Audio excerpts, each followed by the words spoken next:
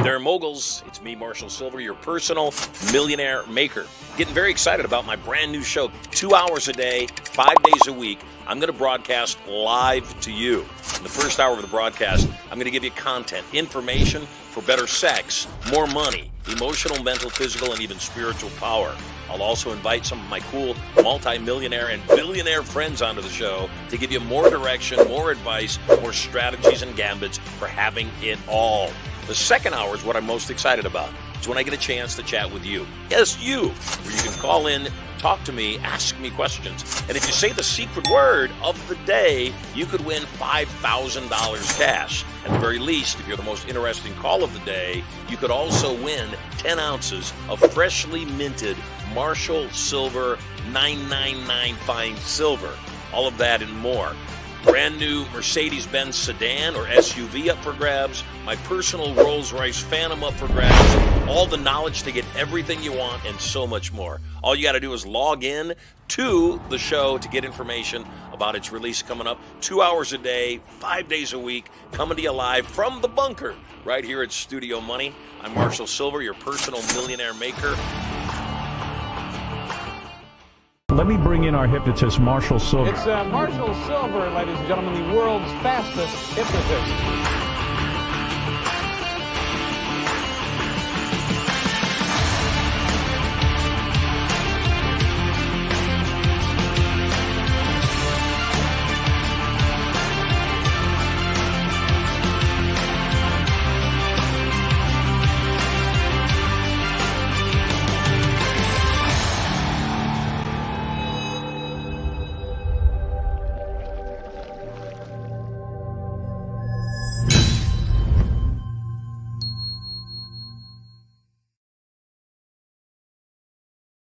Well, hello there. Welcome home. So glad you're with me.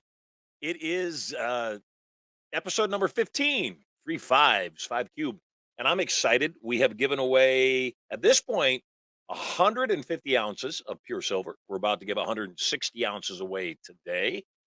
Yesterday, we had some great callers onto the show. We had Amber, Joseph, and Kelsey. And yesterday's winner was Joseph. So congratulations, Joseph. Way to go. You win 10 ounces of pure silver. I'm very excited. Today's show also reaches a benchmark. This is a record high on the cash giveaway we have up for grabs today. When you say the secret word, 3-1-24, $12,000 up for grabs. I'd like to be you. You can potentially win $12,000 cash, maybe even 10 ounces of pure silver when you call in during the second hour of our show today. That is studiomoney.info/live guests. And as always, we're only able to get through to a few people. So if you want to be in the running, potentially say the secret word of the day and do right. I promise you it'll be worth your while, but make sure you get in early during the first hour while I'm interviewing our guest. And when you do that, you'll be on hold. But the good news is you'll get in. And once the studio's filled, it's filled. And because you guys have been so interesting, we've only been getting to about 3 or 4 calls a day. So if you'd like to be in the running, by all means, jump on. I'm excited. I'm excited about life in general.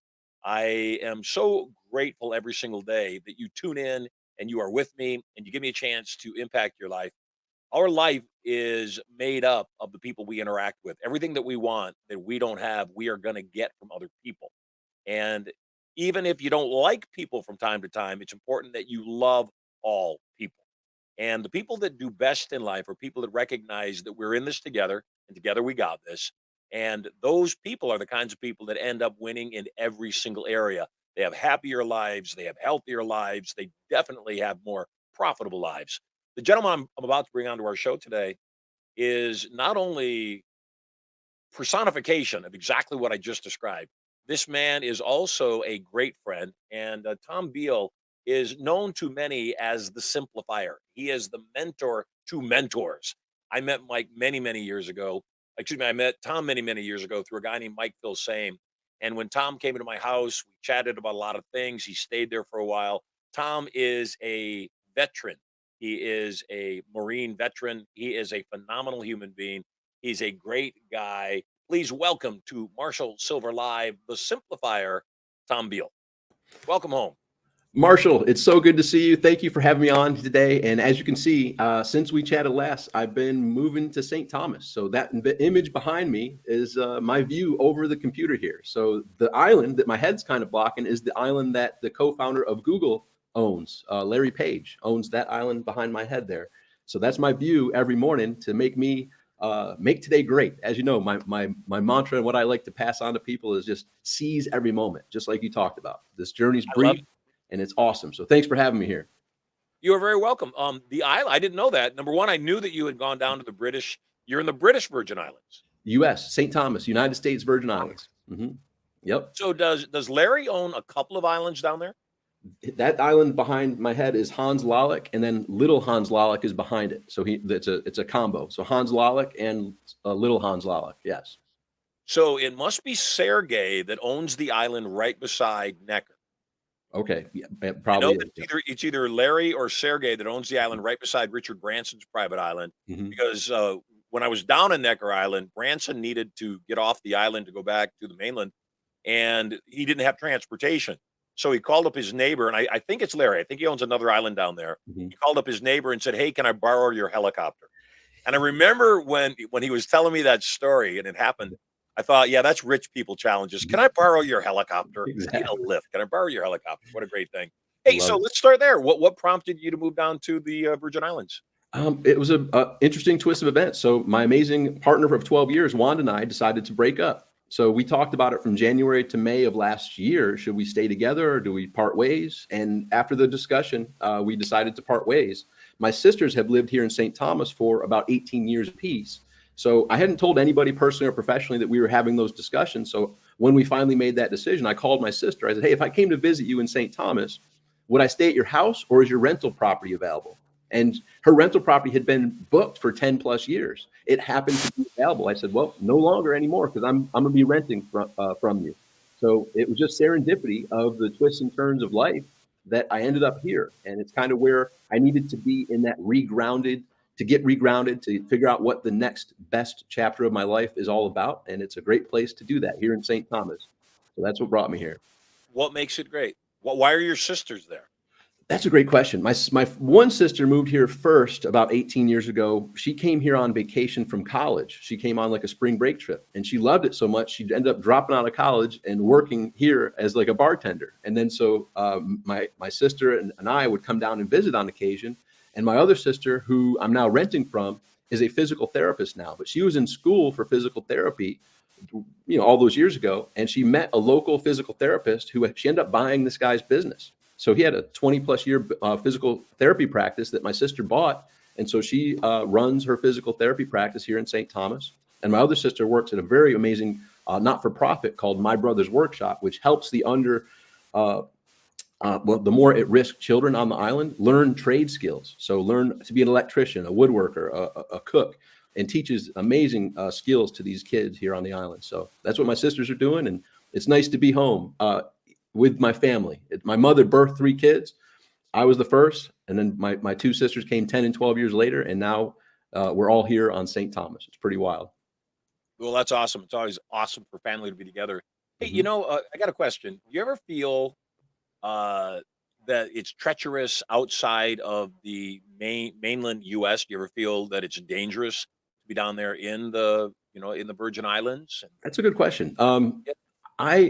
It's kind of it's like a small town feel. There's only like 45,000 people on the island. So it's like a really small town. So everyone knows everybody's business. I grew up around small towns. And so it kind of flashes me back to the 80s. And I joke with people, I said, it's almost like going in a time warp back to the 80s. I'll give you one example. So when I first got down here, everybody has big hair. right, big hair, right? Big hair. And it's too many gold chains. Exactly. So they have a statement here saying, "I know a guy." Like, so whatever you need, I know a guy, right? So I said, "Look, I haven't shipped my car down yet. I need a car." So I found a person. And so I meet this local person. He's got an island beater car. And I said, "Okay, so how's this work?" So he said, "Just give me cash or a check, and here's the keys." I said, "Okay, anything else?" He's like, "No, I'll see you in a month." Like it's like going back to the 80s. Handshakes still occur. So circling back to, do I feel unsafe? Not at all. There is crime here, but it mostly stays to the local communities. Like, they do the crime within themselves. They don't mess around with the tourists, because this is a very tourist driven economy. So if there were any bad things to occur with tourists, that would be horrendous. So everybody kind of self-polices, but there is corruption. There is, as there is in the States, there's still that in the islands and things of that nature. So it's the way of life. But I feel safe here. Is the long and short of it. Very safe. Well, clearly you've been getting some sun, dude. A little bit, yeah, a little bit. I'm enjoying it. So It's what is the latest? Let's back up a little bit. sure. Obviously, and I want to say thank you for your service. Yes, my pleasure. I appreciate that. I know that you are a proud patriot. You and I have Yeah, had a lot of patriot conversations about what's going on in the world. I want to get to that sure. because if we get knocked off the air because we're too patriotic, I want to make sure that that's on the tail end. Let's start off on the beginning. Obviously, you left the service.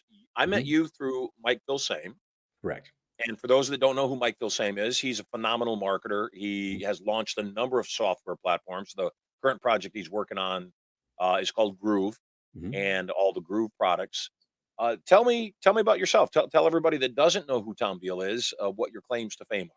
Sure, sure. Well, the brief 51-year condensed story is I was born to teenagers, 17-year-old mother, 19-year-old father, raised around 4 divorces and 6 marriages as a child. Lots of chaos, Oh, lots of alcoholism, abuse, neglect, you name it, all that stuff.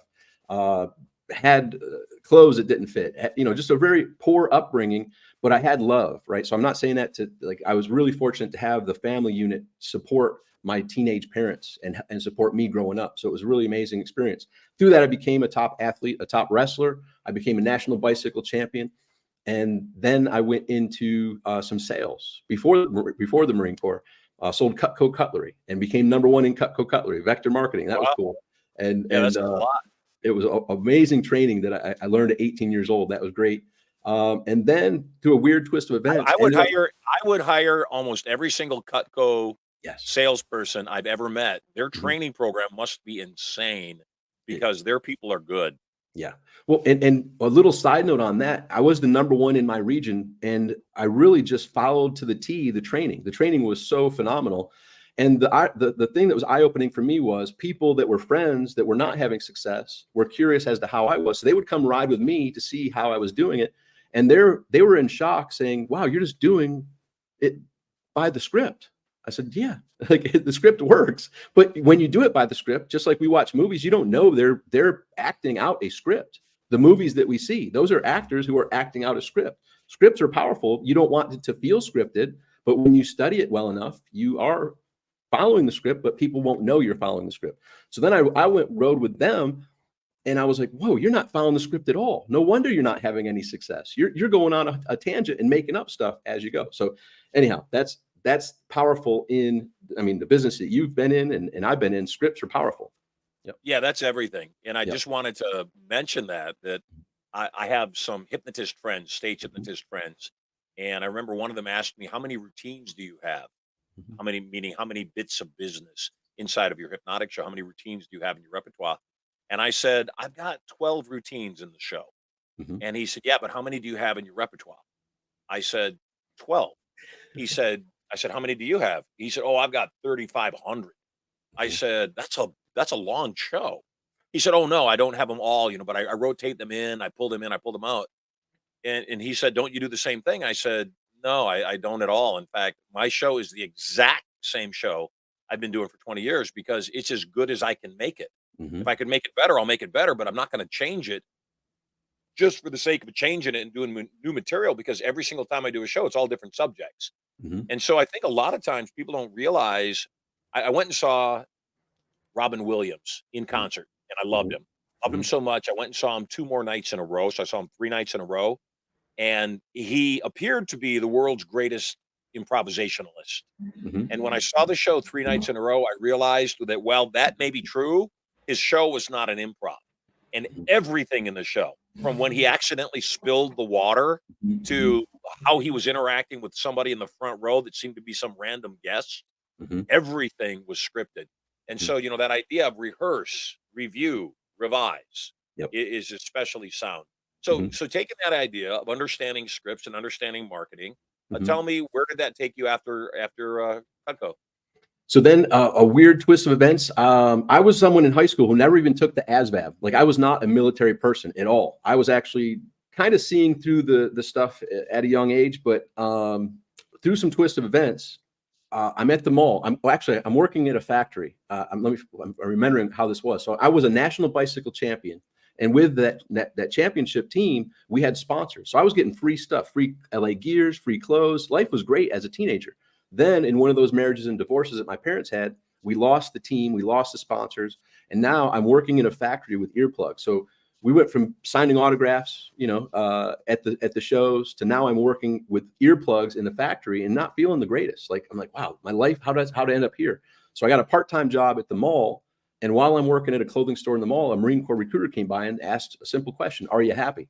I said, I said, not really. Not really. That close to anybody.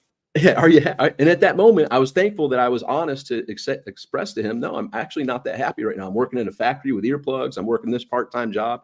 So he asked a couple other questions. You'll love these, Marshall. He's like, do you love to travel? I said, yeah. He's like, did you play any sports? I said, I wrestled. He's like, were you good? I was like, yeah, it's pretty good. He's like, how would you like to wrestle for the Marine Corps, travel in the world?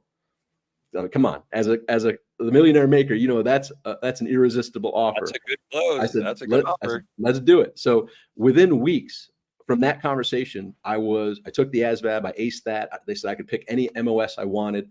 I picked air traffic control, and in the Marine Corps, this is a fun twist of irony. I was put into what's called Hawk Missile Systems Operator, which are 14-foot missiles that shoot down airplanes. So I guess that's air traffic control in a roundabout way. It's not what I was anticipating as air traffic control. So it controls it. Exactly. So from that conversation at the mall, I quit both the jobs. I end up in Marine Corps boot camp, January of 1993. And it's just like the Goldie Hawn movie. When you're at boot, like what I get myself into, like this is, life is different. Like when you step onto the footprints in Paris Island, South Carolina, life is different. The old rules don't apply. You're now in this 3 months of torment. But I figured out the game. I figured out, like, just do the best that you can as fast as you can. And no matter how good you do it, you're going to get yelled at. And it took a little processing in my mind. No matter how fast and awesome it was, I was still going to be belittled and berated. And I figured that out. I figured the game out. And then I became a little leader in the platoon, kind of staying out of the drill instructor's eyes and staying away from as much harassment as possible. But then halfway through boot camp, they told me I'm going to be the guide. And at the time I was a guide, that's when it transitioned from when anyone messed up. Prior to that, the person who messed up got punished. But halfway through boot camp, it transitioned to anyone messes up in the platoon, the guide gets punished. So I got in at the halfway mark where it now is on me. So I met everybody. I said, listen, I will take all the punishment that they can dish out to me as long as you're giving me your best. But if I'm getting punished for you slacking off, we're going to have some problems. So all I ask is you just give your best. So we ended up working together. And it was really eye-opening for me to also recognize hatred that these kids from wide diverse races and religions would hate. Well, I don't like that person because of their religion or their race. And I was like, what? Like, so I squashed all that nonsense and had us all come together, and we won all that you can win out of boot camp. We won the drill, we won the rifle range, we won the physical fitness test, the cumulative averages. We won it all because I was able to pull everybody together as a unit and make that work. So I ended up becoming the honor man from boot camp, 3 meritorious promotions in 4 years, was on what's called they were going to pull me out of enlisted, put me in college, put me back through officer candidate school. But I was involved in a hazing incident the same time the movie A Few Good Men was out with Tom Cruise. And hazing, although I don't condone it, in the military, lives are on the line, and you need to have people on that same wavelength, I guess. So I don't condone it, but we had this one person. Give me an example. I was like, hey, Ayala, go sweep up the bay so we can get out of here. He's like, F you do it yourself. And if you can't count on someone to sweep a bay, how are you going to like when the stuff's hitting the fan, how are you going to count on them to do the right thing to protect your life? So anyhow, when all that happened, I got non-judicial punishment. I was a corporal about ready to pick up sergeant. I got busted from corporal to lance corporal, and my Marine enlisted commissioning program got torn up as well. So they begged me to stay in, but at that was a big eye opener for me. Like, all the attaboys disappeared with one uh-oh. That's a term I learned from that. Like, I was the best on the base until I was there to make sure nothing got out of hand at that hazing incident, but I still chose to be there, and I got punished for being there. right? So I take full responsibility for that. But that's how it all turned out. So I went from, in my mind, being a lifer in the Marine Corps for 20 plus years to saying at the end of my 4 years, you know what, I'm out. I'm going to dip out and go take advantage of the college program that they had. I went to college and then got back into sales. And so sales, I got into car sales. I got into copier sales and became number one at the car sales place, number one in the copier sales. Then I was a publisher of the North Carolina Home Book when September 11th happened. And that's where I started studying the online marketing world. That's where I ran into Corey Rudel's product, Internet Marketing Center. And I bought Corey Rudel's product. I was like, wow, this is the life. Like this, working in the corporations, I'd rather travel the world and do this. So that was my exposure to Corey Rudel back in 2001. Yeah, Corey Rudel, the OG of internet marketing, man. Mm-hmm. Yep. And then 2005, went to a live event. And that's where I met Mike Filsame, January 2005. I met Mike, I met Rich Sheffrin, I met a whole bunch of the leaders that I ended up working with down the road, but it all started in January 2005. And then did I meet you at that event? That was at Unleash Your Marketing Genius. That one was Stephen Pierce's Unleash Your Marketing Genius in Detroit. Yeah. So I didn't meet you there, but I do remember the event. Yep. And then in March, there was the double birthday bash in San Antonio. And then that's where Mike and I met again and collaborated, and we stayed in touch the whole year, did some cool things. I introduced him. I was working with Jim Kelly, the Hall of Fame quarterback from the Buffalo Bills. And I introduced Jim to Jeffrey Gitomer, the #1 sales author of all time. And they had a book and everything together. And so a lot of collaboration happened in 2005. And then Mike Filsame and I ended up teaming up from 2006 to 2011. And that's where we crossed paths with you in 2007-ish or 8-ish, somewhere in that range. And it's been an amazing journey since. So lots of ups and downs and twists and turns, but we're still here. And I skipped over my near-death experience. I also had that near-death experience, September 11th, 1998. I was in a single car accident, rolled 4 times, was ejected from the sunroof in a country road in upstate New York. And next thing you know, I'm laying in a field, and I see someone laying in a field. I'm about 20, 30 feet in the air, and I'm confused. And then I notice that it's me. Now I'm pulled up. It's all bright white light. I'm confused. I see my sisters who are here with St. Thomas with me crying at my funeral, and that hurt tremendously. And something or someone came up, put their arm around me. All the fear and all the pain and all the worry went away, and everything was perfect. I was home, and a feeling that is unbelievable. And even though it was all bright white light, we turned 180 degrees and started walking towards these huge doors that were open. And halfway there, I said, stop. This isn't how it's supposed to end. I know you had more for me to accomplish. Send me back. I've been helicopter lifted from that accident scene to University of Rochester Medical Center. And I woke up in intensive care with a respirator breathing for me. And I was told after I gained consciousness and they got that out, that due to the severe head trauma I had and the nerve damage I had, I may never walk or talk properly again, which I just shook my head no. I couldn't speak, but I just shook my head no. I'd never believed that. As soon as I could walk with a walker, I signed out a huge stack of papers, signed against doctor's orders, left the hospital because I never wanted to believe that I wouldn't walk or talk again. And I did learn to walk and talk again. I did win some wrestling tournaments after that. And had 2 children since then, right? So life has been, so I teach people how, I learned a couple things from that near-death experience. I'm not going to die, in my opinion, I'm not going to die a second earlier or a second later than when it's my time to die. So I have an S on my chest. I am immune to death until I'm not. And that when you have that understanding, it removes that biggest fear of a lot of people have of dying, and just realize, like, look, I see this journey that we call life like being at the amusement park. And if you're with your family at the amusement park, whether it's for a day or a week, it goes fast. Regardless of how long we live, it's going to go fast. So make the most out of every moment, seize and go for it with full vigor. Like, you're only here for a brief amount of time, make your mark. And then on that other side note, my mother passed away at 52 years old in 2007, diagnosed and gone of cancer fast. 2 years later in 2009, my dad was diagnosed and gone of cancer at 56 years old.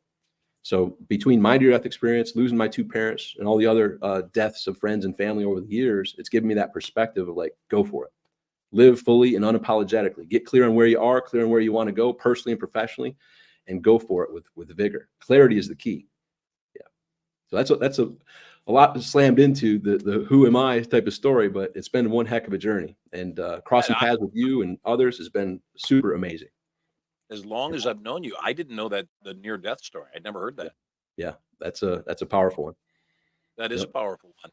And how old were you when that happened? 25, 25 years old. Yep. And Mm. wow, it gave me a couple of those lessons that I shared, but the other one is like, um, I wish I could touch like a button on someone's shoulder to like have them feel what it's like to have the near death experience without going through that, to have a whole new take on life. Like that's kind of why I share it and why I want to inspire people. Look, don't experience it, but just recognize this journey is going to be brief. Just get clear on where you are personally and professionally, your health, your relationships, your finances, all that stuff. And with that clarity, just like the islands behind us, you want to get to that island, you know how to map the chart to get there, and one step at a time, and one row at a time, you'll get there. But clarity is key. Yeah, you said something in your near death experience. You're Mhm. walking toward presumably the pearly gates, Yep. the doors, and you said, "I'm not done. There's got to Yep. be more that I've got to do. I'm not done. Please Yep. send me back." Yep. And I think about that all the time. AI obviously is big, huge buzz right now. Mhm. And the moment I saw AI, and then I started seeing what people were doing with it, and I realized that you have to prompt AI properly Mhm. for it to give you a good result. Yep. And the moment that I realized that the entire power of AI is still in the prompt, it's Yes. still in what you're requesting, that Mhm. I realized that AI is simply hypnosis. That's Mhm. what it is. Mhm. You're not hypnotizing yourself, but you are hypnotizing artificial intelligence by giving it a proper program. Mhm. So it's the same thing with ourselves, that when Mhm. we give ourselves the proper program, then we do what we need to do. When we have a belief that something is doable or winnable, then we play the game. I Mhm. had a friend of mine this past week, and how old are you right now? 51. So I think he was about your age, so Mhm. very young. Mhm. World traveler. He owned more timeshare weeks than any human being I know. He owned 15 timeshare weeks, Mhm. and he sold timeshare for a living. Mhm. And so, real easy for him to sell timeshare. He sits down, and if people are resistant, he says, "Hey, I don't want to sell you timeshare. I just want to show you my vacations." Mhm. And he would sit down, and much like the recruiter did to get you into the Marines, he would just show them a better experience. Mhm. And he was the top timeshare salesperson for whomever he was with. Yep. He went to French Polynesia last week Mhm. and completely healthy, not a thing wrong with him. Got a slight infection. The Mm. infection got worse, got irritated, and then he went septic and he died within 2 hours. He's gone. Right. My Yeah. my wife, Erica, I just got word, needs to head to the hospital right after my show with you is done.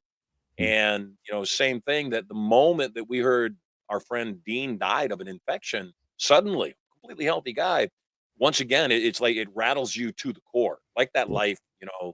life and death experience rattles you to the core. And you say, you know what? I don't have that much time. And if I have extra time, then I'll, be grateful then. But right now, I don't have that much time. Yeah. And I think that sometimes people get perturbed with me when I tell them you're old. I told my Mhm. son, my 12-year-old son yesterday, he's about to turn 13.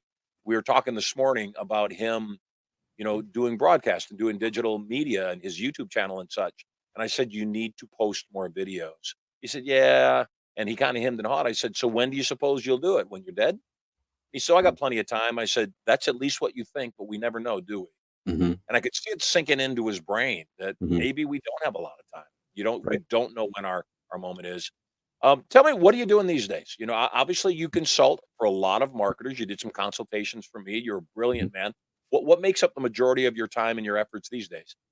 I am consulting for Groove and Mike a lot. So I'm working. We just finished a big launch that we released called the Traffic Syndicate. So Mike and I are still partnered up on some things, and that's always fun.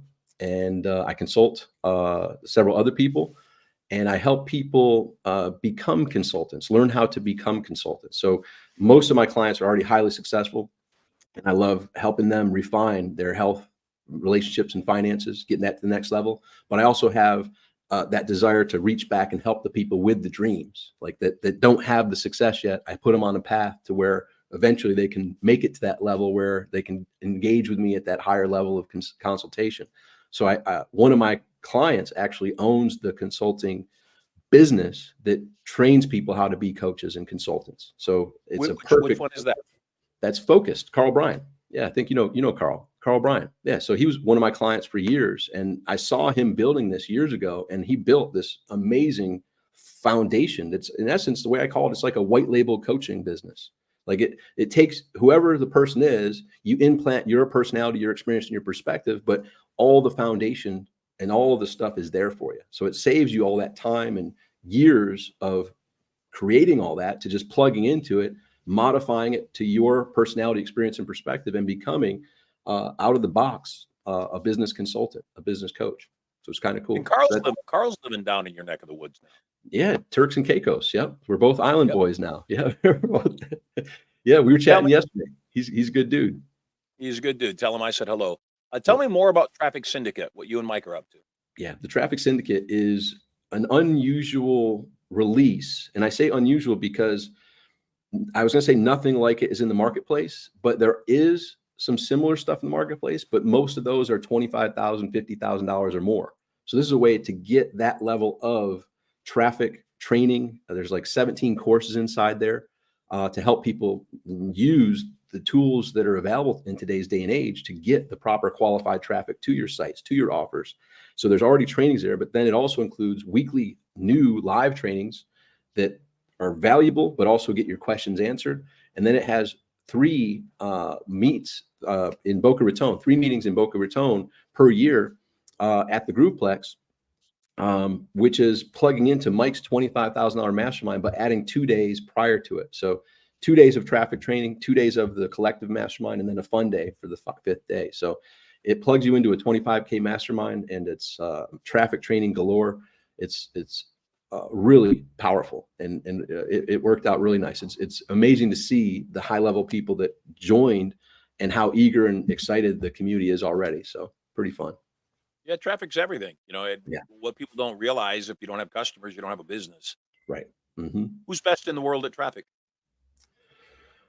Oh my goodness, that's a good question, because in traffic there's so many silos. Like someone's good at Facebook, someone's good at TikTok, someone's good at YouTube. There's a wide variety, and so there's really not one answer, but there are super good experts in each of those areas, and that's kind of what the Traffic Syndicate pulled together. So Jesse Dobeck is the one who partnered with Mike to form the Traffic Syndicate, and between Jesse and Mike, they have 15 plus of the trainers that are specific to their expertise, their niche.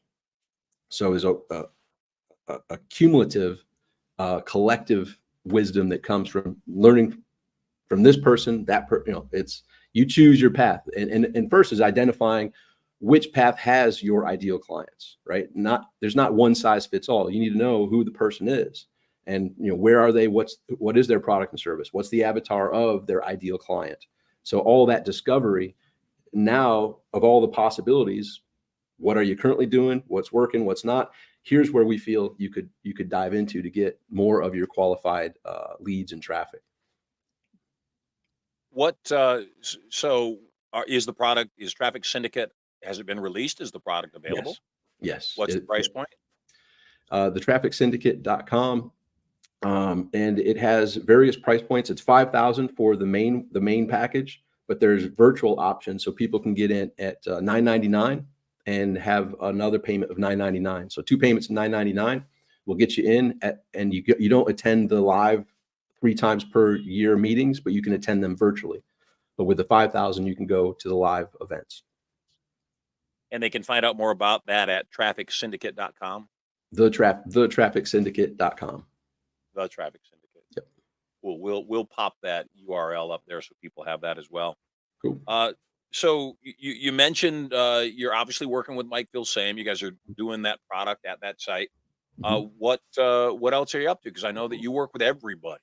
Yeah. I remember that we did a webinar together, and Mhm. you had put together like 36 different webinars over the course of like 5 days. And it was pretty remarkable. And all I could think when I saw what you were putting together is, gosh, I hope he's alive by the time he's done. That Exactly. the marathon of webinars was like, oh my gosh. So Yeah. so tell me more about what you're, who you're working with and what you're doing for those types of people, because we have a lot of marketers who watch the show. We have a lot of real estate investors who watch the show. Mhm. So who could utilize your services, and what do you do for people? Um, that's a great question. So I have what's called a success intake form because my training is similar to what I described with the traffic. I need to know where you are and where you're looking to go. So at tombeal.com, there's a whole variety of free value that I give out. And from that free value, when people engage with it, they're going to see the different ways that I can provide huge value to their life and get them to that next level.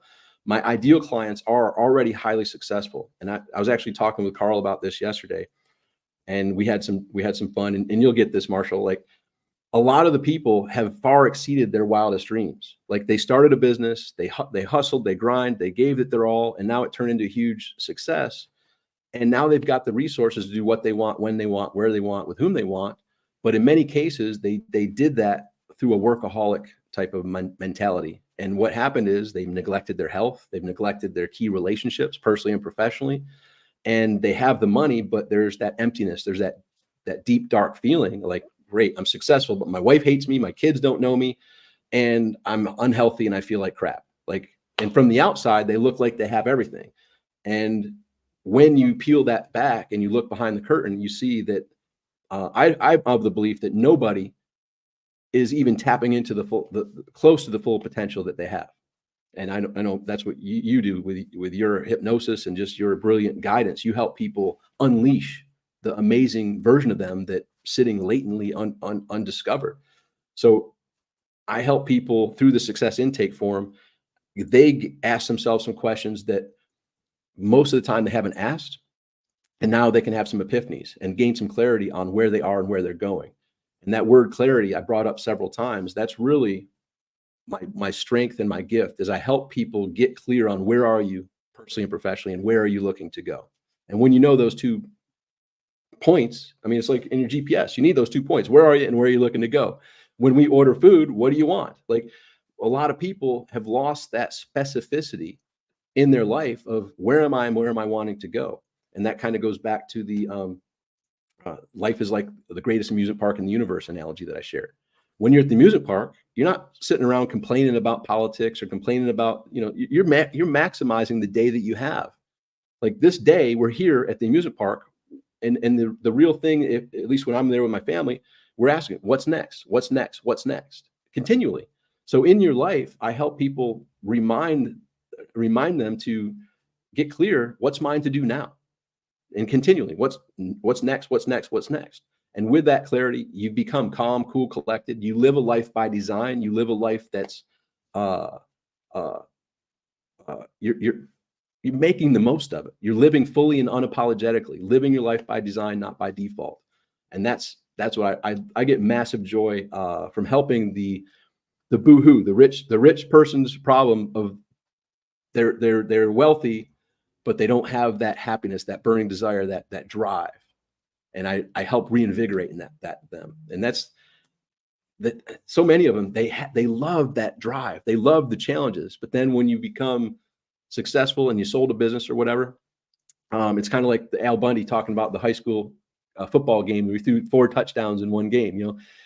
Yeah, I started that business 20 years ago. Well, but they don't have that next. What's next? So I help give them that next sight, that next point of passion.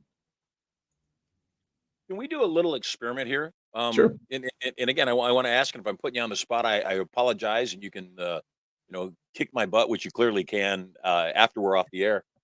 Let's imagine somebody says, "Hey, I've got this product. I want to drive massive traffic to it." Mhm, Let's mhm, imagine it's this show. We just launched this show 15 days ago, mhm, and my intention is that we are live as often as I'm not on stage. It's the only time that mhm, I won't be here, or today is a major exception that the wife needs me to give her some care. Let's imagine that I want to drive this live program up to 100,000 simultaneous live viewers. What mhm. kinds of steps would somebody take to create an outcome that was, frankly, you know, pretty big? What steps could I bring? Let's imagine I got $500,000 budget. You Yep. say, look, I want to put 100,000 people onto this program simultaneously. What might be some of the steps? Well, that question that you just asked is what Jesse Dobeck did answer for Brendan Burchard years ago. Brendan Burchard engaged with Jesse years ago in that exact, like, I want to grow. He wanted 1 million followers. He wanted he wanted to expand in a big way. So Jesse worked out a plan that turned that into reality. And the plan was, it was so amazing. There's actually video on the website of Brendan explaining, like, we were doing so well. Like, I thought the government was going to bust in the door. Like, it was almost illegal. Like, we were doing so, like, I would spend this money and I would get back so much. And we were growing at such a pace. I just was expecting someone to bust in. So Jesse did that for Brendan. Like, and he says, I wanted to have his kids. Like, he just loved all that he did for it. So Jesse has a plan that he's done with Brendan and several others to really amplify the results and get exactly what you just described. And it's a multifaceted plan, but that one back then was mostly targeted with Facebook. But he has stuff that he's doing now that go into Facebook, that go into Instagram, that go into YouTube. And it's really just casting that net and having a point of engagement to where people are excited to join in. And I watched the preview. I was smiling ear to ear with you, giving out Sylver, giving out money, giving out prizes. Like, this is the ultimate. Like, this will be simple to grow at a super high level. My default, and one of the things that I'm great at, is kind of that quote from Henry Ford when he was getting told in the press back in the early 1900s that he was an idiot. He's like, and they were asking him all these ridiculous questions in court. He's like, these questions don't mean anything to me. I don't know the answer. I don't care to know them. But if you ask me any question in my desk, my office, I have buttons at the top of my desk. I'll know which button to press to get the right person. So the right person who I know that would answer that question is Jesse Dobeck. And he's the partner with Mike Filsame on the Traffic Syndicate. So he did it with Brendan. He's done it with many others. And he makes it look so simple. He's a former basketball player and all this. He's very competitive, and he loves to win. And I just love watching him ask those questions, and his brain just fires like, oh, we're gonna do this, we're gonna do this, we're gonna do this, and implement and watch the trajectory start to skyrocket. Yeah. So I would default to that. Yeah. Well, I've already got him pulled up. After I take my wife to the doctors, I'm going to be back online, and I would love an introduction to Jesse. Mm-hmm. You know, one of the things that I've always thought about you, and I know you know this, and maybe you don't know this about yourself. Certainly, if I asked anybody else to define you, they would say Tom Beal is one of the nicest human beings you will ever meet. Mm-hmm. He knows everybody. Mm-hmm. He is a massively connected person that everybody loves. Mm-hmm. You know, I'm a lot polarized. You know, people either like me or they really don't like me. And even people that I don't know, it's the same thing. I'm polarized, and I get it, and I surrender to that. You're not. You're somebody that everybody respects, everybody likes inside of our marketing business. Mm-hmm. Who are some of the people that you admire, and why? You're in that category. Clearly, you just sang Jesse's praises. Yes, and right. That's awesome. Yeah. Who else? Mike Filsame, I'm sure is one of those. Yeah, Mike by far. I mean, the people that I've worked with. Tell me why. Why do you admire Mike? I know why I admire Mike. Why do you admire Mike? Why do I admire Mike? Yes, he has. I've known him since 2005. We worked close together, traveled the world from 2006, 2011. I've seen in the good, in the bad, the great times, the terrible times. I've seen it all. It's almost like a brotherly connection that we have. And similar, and thank you, by the way, for the kind words you said about me. Like, similar to what you said, like, he just has such a deep care for people. Like, not everybody sees it. They see the marketing persona, but they don't see the donations. They don't see the things. He doesn't brag about what he's doing, who he's helping. He just does that because that's how he is. So I've seen the care and the empathy and the just true love for humanity that he has. And he really has that huge heart. And not only that, he's brilliant, and he's funny, and he's a great time. Like, he's got all the characteristics that make him an amazing. I'm blessed to have him as a friend, blessed to work with him on all these projects we have over the years, and there's much more to come. And so Mike is one, and you're another. Like, you are in that category. There's only of all the people, there's a lot of great connections. There's a lot of great but you're at that high level where you too, like a lot of people don't see, like they see the like you said, people either love you or hate you, like, but they don't see the heart behind. Like I've had the time with you at your house and all over the different events and the places we've traveled around the world, and I've seen your heart, and you actually care for everybody. You care so much that you close the room at a level because you know that this will, when they make that investment in you, this will be the turning point in their life. I mean, your one main program that I went to and was blessed to go to, Turning Point, it is a turning point. You've helped so many people. You've seen that what you do makes an impact. You're going to do everything in your power to get people to invest in you, not because of the money, because you know it's going to change their life. And then, oh, by the way, the money is a nice side benefit, but it's not. It's driven because you know what you deliver will change their lives. And I've seen that, and I know it, and that's just true because you're that good, and you're caring and put the work in so long for so many years. You're a master. Like people can be the head of the symphony. You're a master of the mind to get that mind working, to get people to a level they may not even know they can achieve until they cross paths with you. Yep. So Mike, Phil, same myself. Give me one more person, and why you respect them and why you think they're one of the best in the business. Well, I just brought up Brendan. Brendan is another one I crossed paths with years ago. And Brendan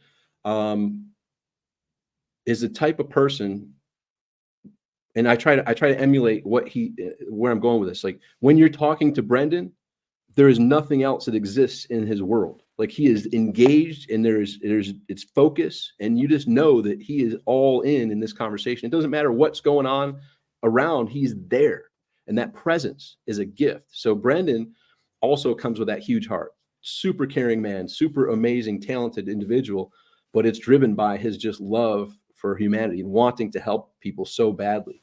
But he is a master of his craft as well. And that one thing that I really admire about him, and I've made an effort to emulate, is have that level of presence.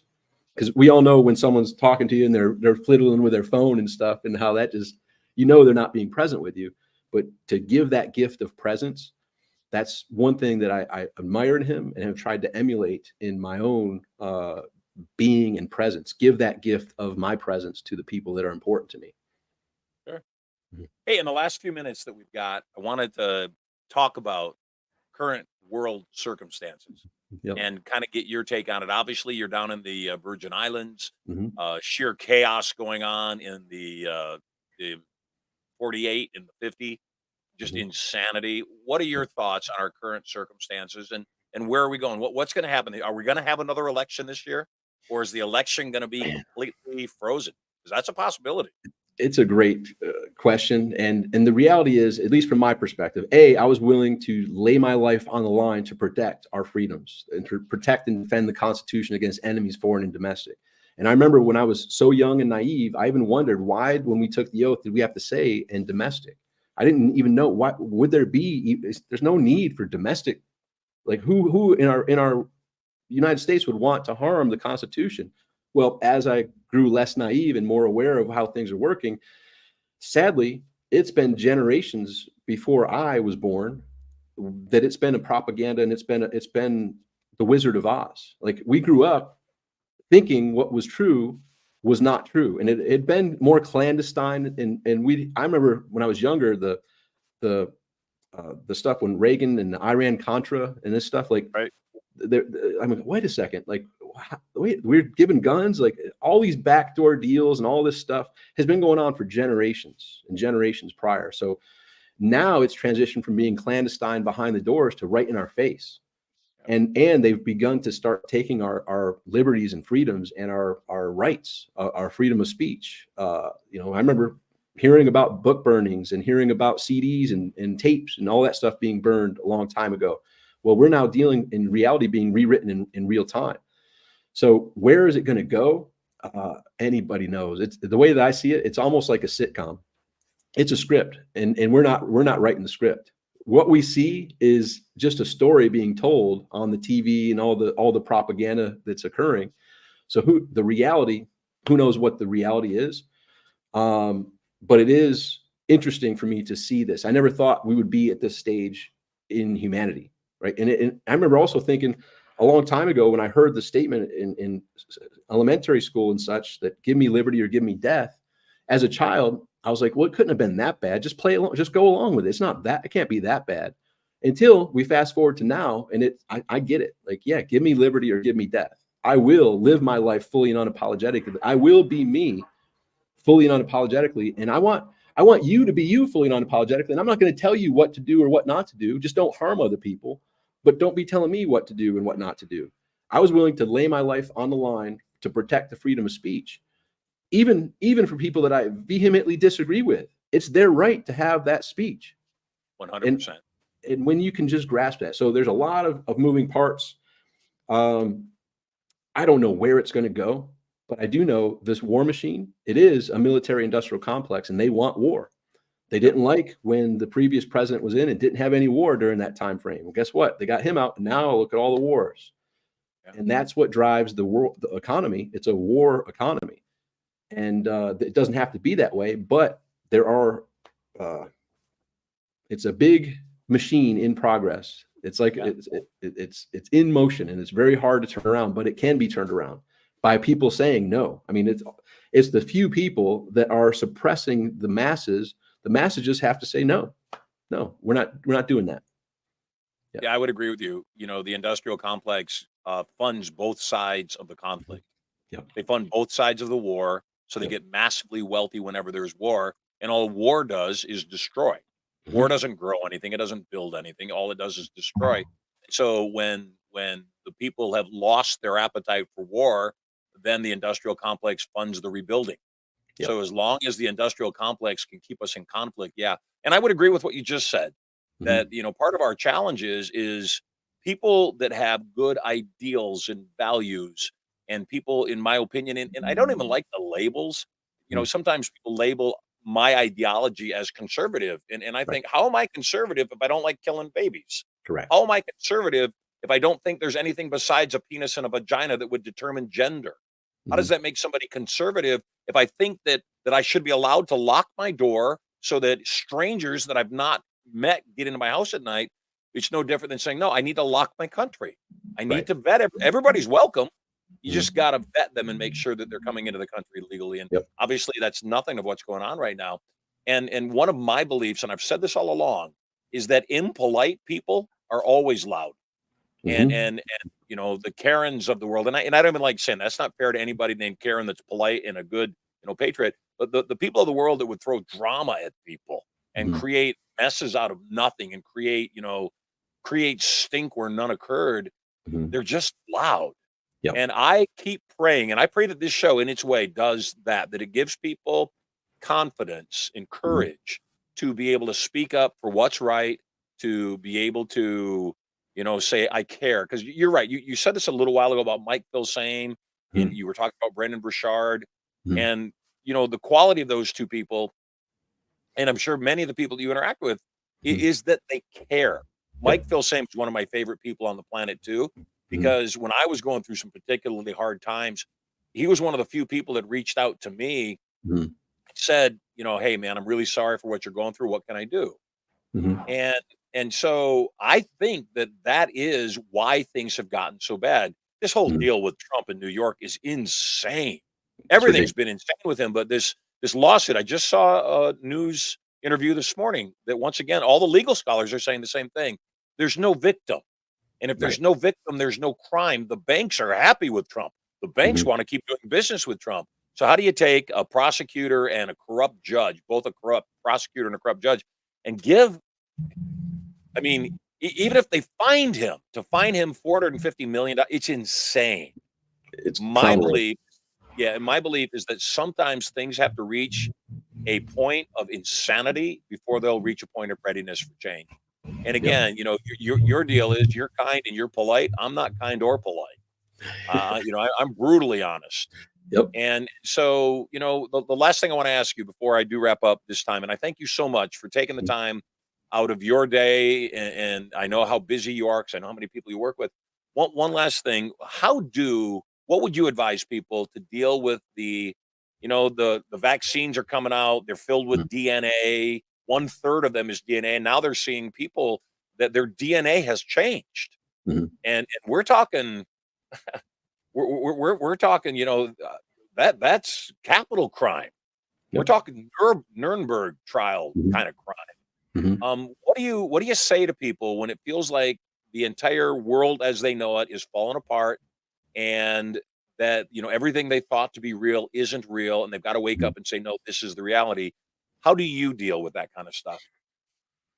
Oh man, that's a great question, Marshall. And I had a friend. Thankfully, the friend caught me from spiraling. As a Marine, I thought apparently no one's doing anything about this, so I got to be the one to step up and do something. Apparently, because no one's like I'm watching, no one's doing something. And then this guy, he's like, I can see you're getting a little fired up about this. He's like, let me ask you a question. You know God, right? I'm like, yeah, I know God. He's like, do you think God is ever worried or concerned about stuff? I was like, no. He's like, so do you trust God? I'm like, I guess so. And he's like, because if I really think about it, it comes back to having a faith that I don't know the whole plan. And I'm of the same belief you said, Marshall. Like, if you look through history, it had to get really bad before change had to occur. So it looks like that's where it's probably going to go with where we are right now. It's probably going to get much worse to open people's eyes to say enough. And so, do you trust me? In my mind, I have a conversation with God throughout the day. When I hear of a tragedy, or I hear of a friend or family member gone, like it hurts. You can still have that pain. You can still have that missing feeling, but in the end, I trust God. Like, and that really, do you trust me? And yes. And now I also believe, as you sow, so shall you reap. So what's mine to do, and what's not mine to do? And I guess I'll circle also back into the Dale Carnegie book, How to Stop Worrying and Start Living.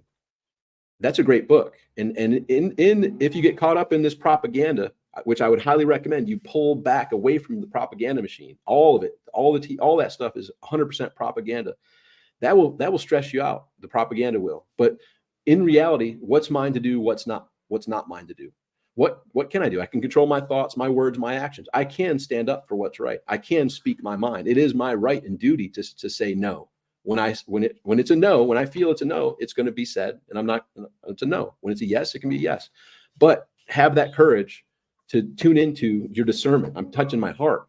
What feels right and what doesn't? Like you said earlier, all these labels. No, that I don't care what label you give it. That's wrong. Like, just tune into your heart. What feels right? What feels wrong? And don't get caught up in all the nonsense and BS. And have God consider having that God ask you, do you trust me? That gives me peace. And Yeah, for I some love it. people, it's helped them in these turmoil times also gain some peace. So that's what I do. I think that's great. Finding our life less than perfect is a waste of time. It is what it is, and we got Mhm. to deal with it. Hey, Tom, I'm so grateful to have you on the show once again. How do people find out more information about you? Where do they go? TomBeal.com, TOMBEAL.com. There it is on the screen there. All Yep. the social media, all that stuff, all the different ways and free gifts are there for you. Thank you for having me, by the way, Marshall. It was great seeing you. I love your energy. I love what you're doing. Honored to be here, and I look forward to connecting with you again in person soon. Me too, man. You are totally loved. I am grateful to be your friend. Have an awesome day. Thank you. You too. Take care. Great people. Hey, I apologize. I caught word while I was on the air. My bride has been sick over the last few days, and I've been doing everything I can to take care of her. And we just got word the doctor's asking to see her right away. And I know, if you know me at all, my priorities are really simple. My wife is first in the world. She's the whole reason I exist. Then my children, and then the rest of the world. Yes, I love God deeply, and God's not a part of that equation. Of course, God is ultimately most important, except I'm a mere mortal. And so, as a mere mortal, I am going to cut today's show a little bit short. I'm going to take care of my beautiful bride, and I'm going to have that be the lesson of the day, that no matter what you're doing, keep your priorities straight. You are totally loved. I will bump up the prize money an additional. In fact, because I'm not going to get your calls today, I'm actually going to bump the prize money up $1,000 more on Monday. So we'll be at $13,000 cash prize on Monday. And I appreciate you understanding my love for my bride. Have an awesome day. Take good care of each other. We're in this thing called life. God bless. Bye now.